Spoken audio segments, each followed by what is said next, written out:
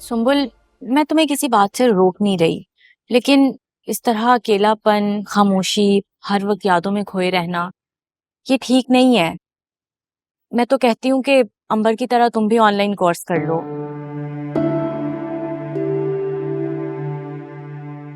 देखो, उसका थोड़ा ध्यान भटक के तुम भी रिलैक्स फील करोगी। मैं जैसी हूँ ठीक हूँ भाभी। सुम्बुल, एक बात कहूँ, बुरा तो नहीं मानोगी?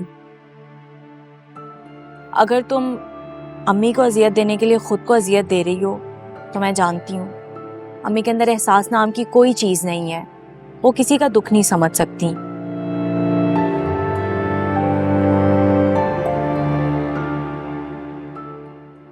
मुझे पता है तुम बहुत तकलीफें झेल कर आई हो, दिन से ज्यादा रात में रोई होगी, मगर अम्मी को इस बात का एहसास नहीं है। देखो मेरी बहन, मेरी बातों का बुरा नहीं मानना। अगर तुम अम्मी को सजा देने के लिए खुद को सजा दे रही हो तो मेरी बात समझ लो। हर इंसान अपने किए की सजा खुद भुगतता है। मैं जानती हूँ कि मेरे पास कोई और रास्ता नहीं है भाभी। आपका दुख, आपका मुखलिस रवैया मैं समझती हूँ,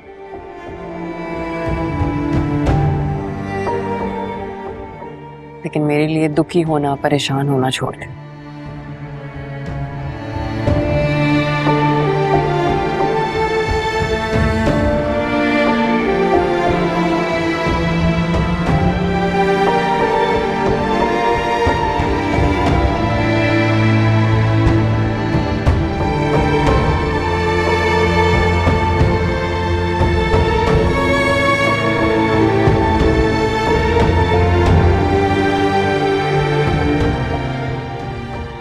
मैंने आली को निशा के लिए तड़पते हुए देखा है, अपनी माँ की जुदाई में मरते हुए देखा है।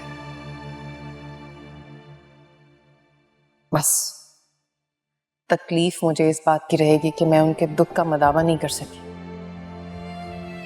लेकिन वो तो अपना फैसला सुनाकर चला गया है और वो किसी की बात भी नहीं सुन रहा। अब तुम क्या करोगी? इंतजार,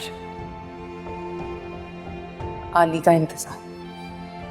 लेकिन कब तक इंतजार करोगी? अपनी जिंदगी के आखिरी सांस तक इंतजार करूं।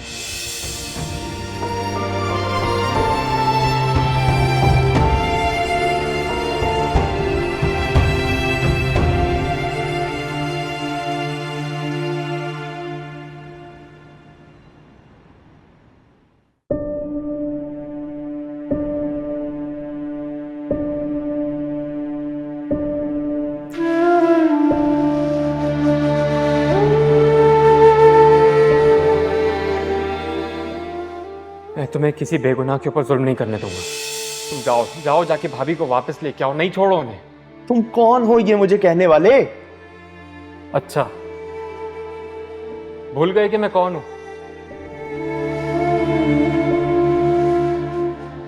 ठीक है, मैं दुश्मन हूं तुम्हारा, लेकिन मां की सजा बेटी को नहीं देने दूंगा। मुझे कोई नहीं रोक सकता, मैं उससे अली, नाजायज तलाक के ऊपर तो अर्श भी कांप जाता है। अगर तुमने अपना इंतकाम लिया तो कुदरत तुमसे इंतकाम लेगी, और अगर तुमने अपना फैसला नहीं बदला ना, तो फिर आज से हमारे रास्ते अलग हैं।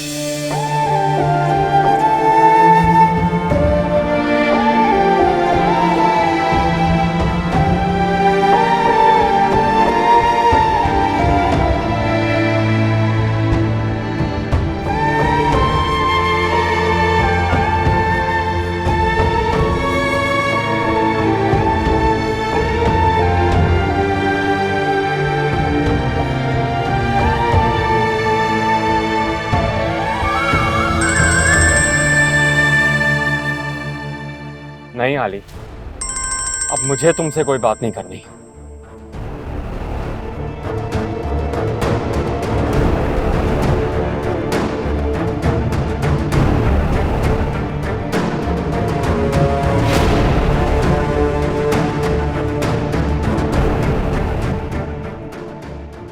तुम ये सब बहुत गलत कर रहे हो। सुंबुल भाभी बहुत चाहती हैं तुम्हें।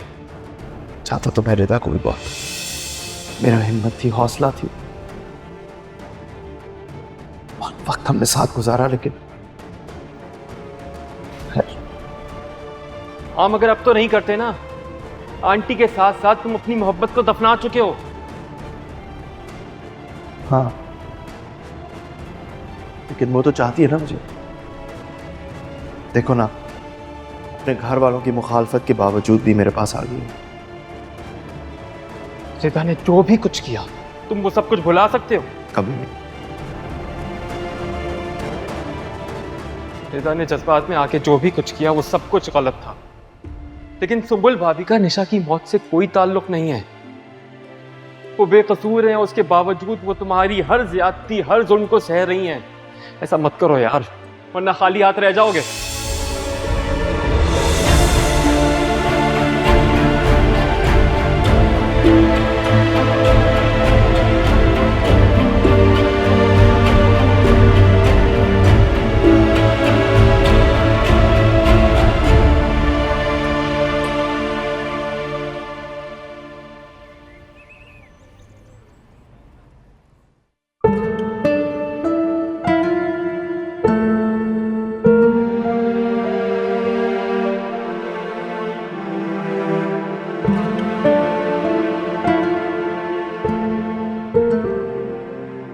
एक बार फिर सोच लो।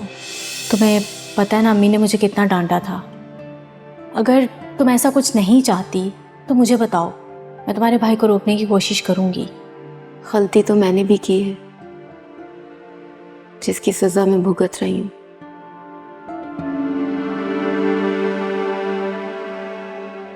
लेकिन मुझसे ज्यादा कसूरवार तो वो है। मैं चाहती हूँ उसे ऐसी सजा मिले, ऐसी सजा मिले कि पूरी जिंदगी ये हरकत करने से पहले वो सोचे।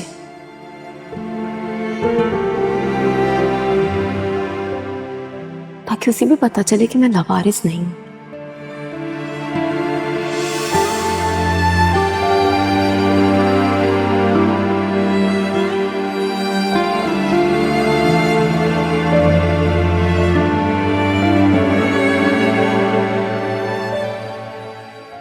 क्लास हो गई तुम्हारी बेटा? जी कितनी अच्छी बात है। तुम अपनी जिंदगी को अपने हाथों में लेके कुछ बना रही हो, अपना ट्रैक पे वापस आ रही हो। मुझे ये सब देख के बड़ी खुशी हुई है, शुक्र है।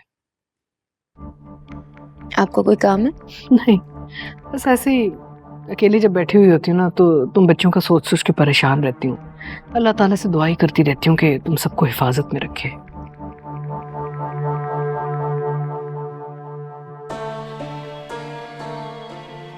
मैं सोचा बैठ के थोड़ी सी बातचीत ही कर लें।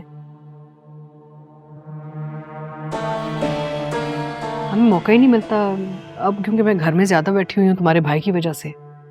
तो अच्छा है ना, थोड़ा सा वक्त गुजार लें साथ। क्या ख्याल है तुम्हारा? मेरी दूसरी क्लास स्टार्ट होने वाली है।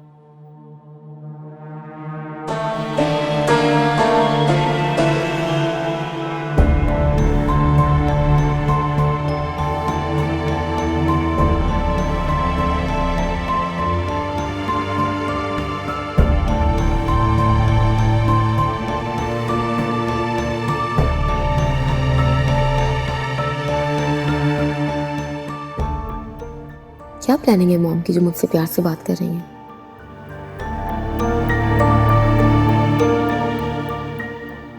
कुछ तो करवाना चाहती है मुझसे, वरना ये मुझसे प्यार से बात नहीं कर सकती।